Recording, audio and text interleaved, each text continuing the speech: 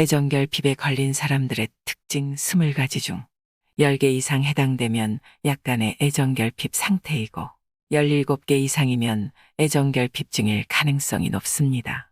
최근 먹어도 속이 허한 느낌이거나 폭식을 자주 한다. 혹은 담배나 군것질거리를 입에 달고 산다.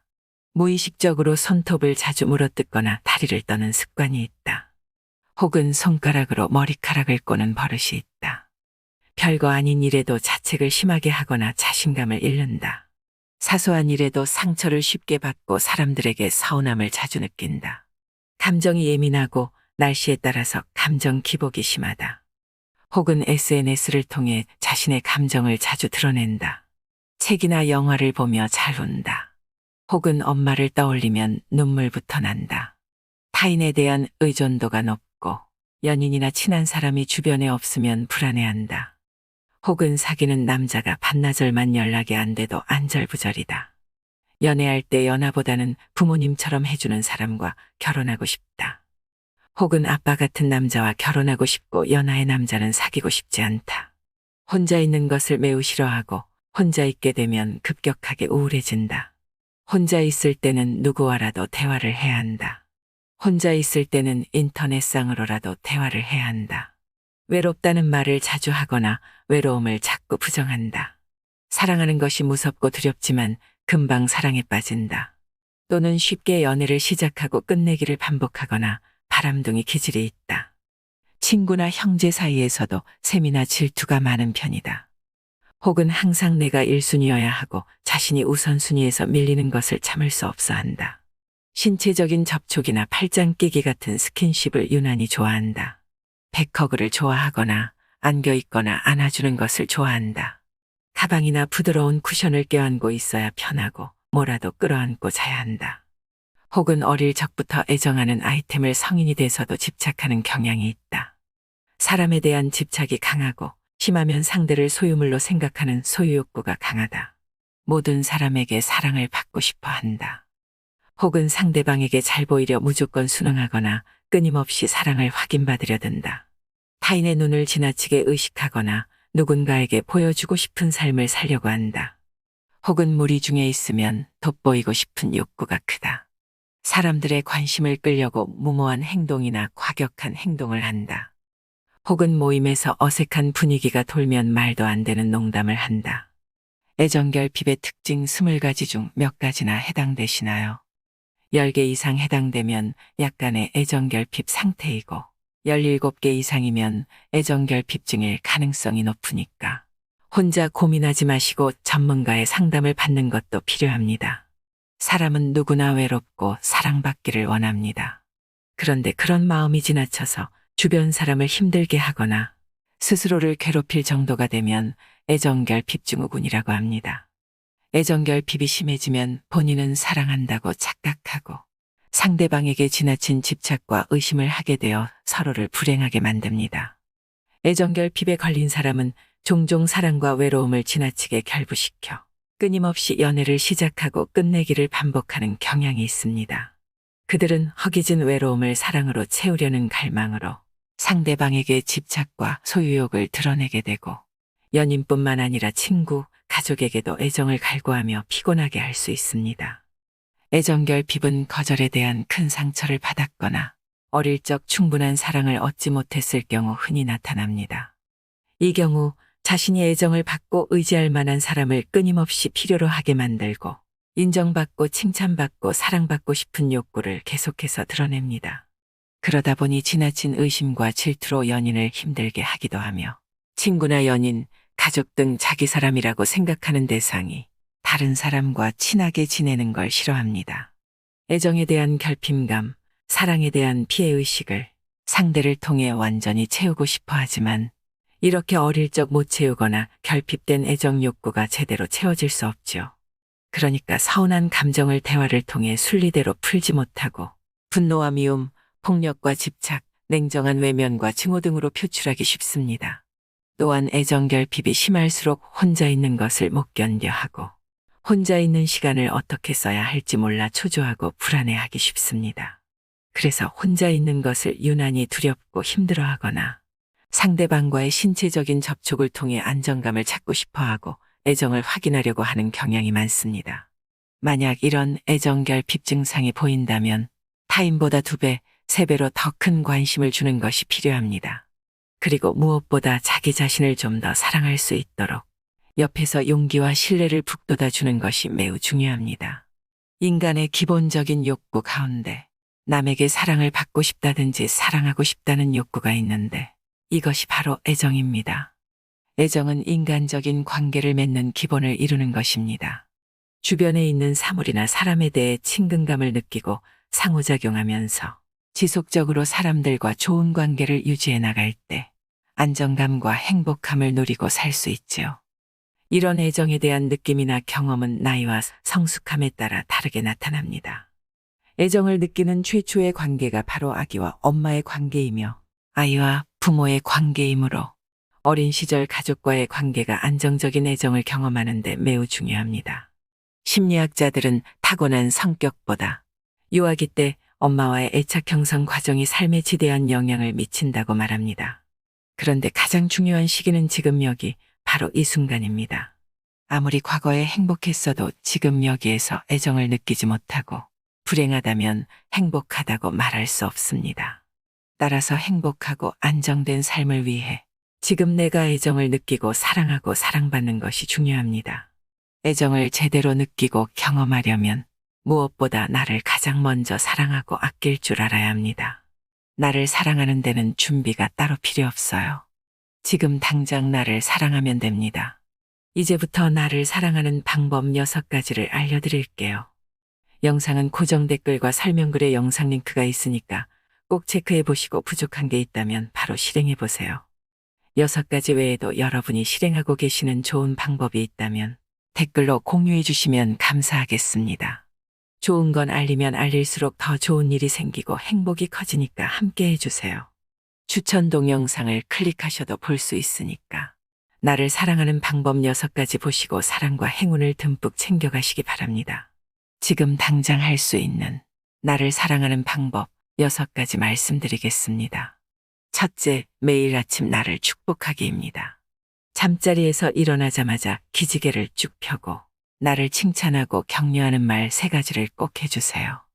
어떤 말이든지 내가 듣고 싶은 축복의 말, 인정의 말, 용기를 주는 말, 희망의 말들을 찾아서 3가지를 소리내서 말하세요. 매일 같은 말을 반복해도 좋고 같은 내용을 3번 반복해도 좋습니다.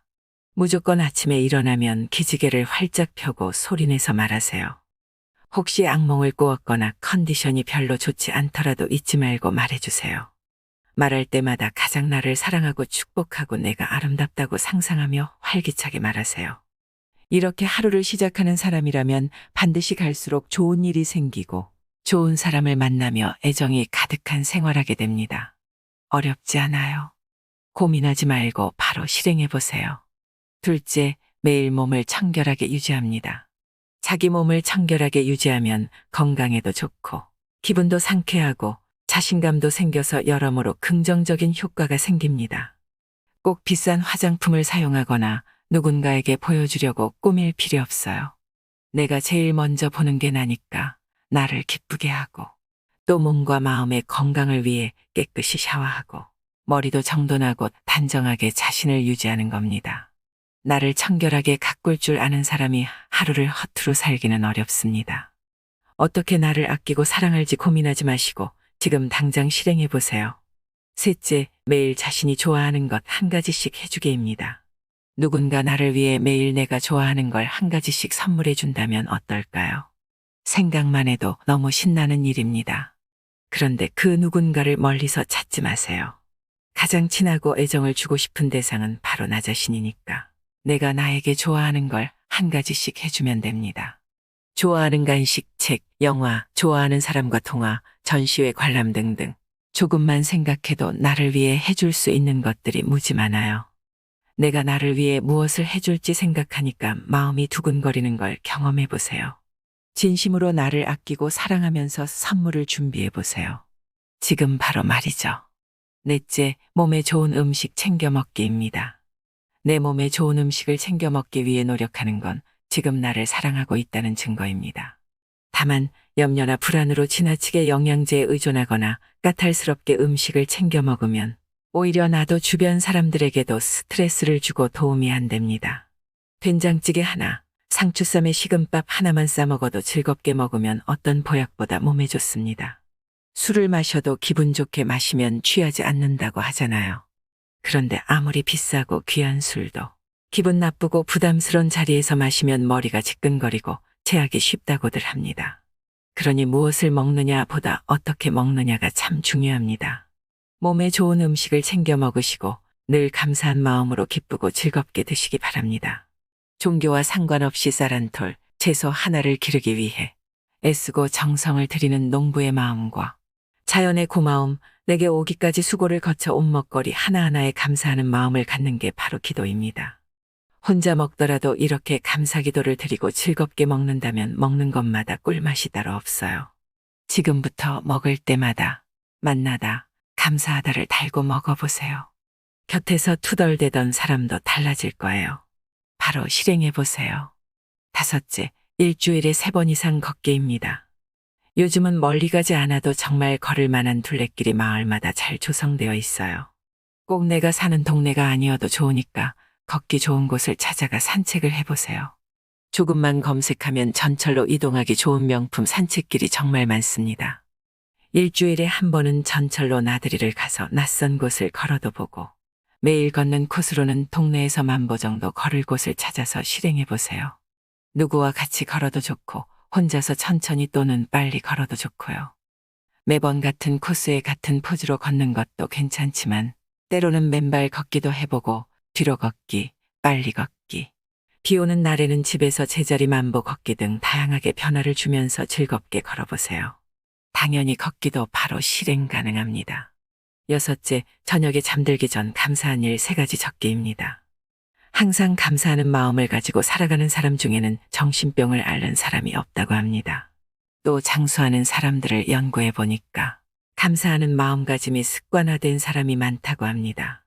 감사의 효능은 뇌과학, 심리학, 정신의학 등 다방면에서 연구되고 그 효과가 입증되었죠.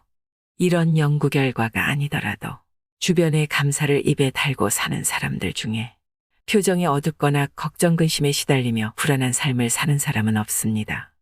행복해 보이고 표정이 밝고 활기차서 보는 사람을 즐겁게 하는 사람을 보면 하나같이 감사할 줄 아는 사람들입니다.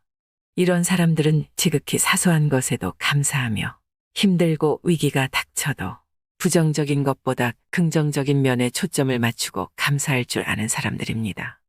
그러니 내가 일이 잘 풀리고 좋은 운을 부르고 행운을 맞이하고 싶다고 생각한다면 꼭 감사할 줄 아는 삶을 살아야 합니다.